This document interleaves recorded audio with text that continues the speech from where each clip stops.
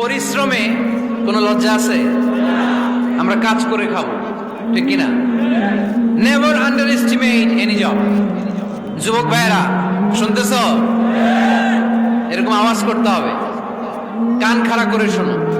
Never under estimate any job.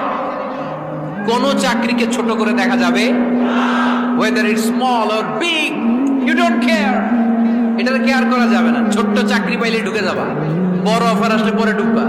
এটা ছোট কাজ, এটা হোটেলের ওয়েটার, এটা ছোট্ট স্টাফ, এটা কেরানি না।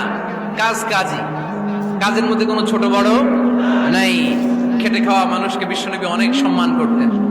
বিষ্ণু ইসলাম খেটে খাওয়া মানুষদেরকে এত ভালোবাসতেন, বিদায় হজের মতো এত গুরুত্বপূর্ণ ভাষণও এই মেহনতি মানুষদের কথা বাদ যায়। সুবহানাল্লাহ পড়বেন না?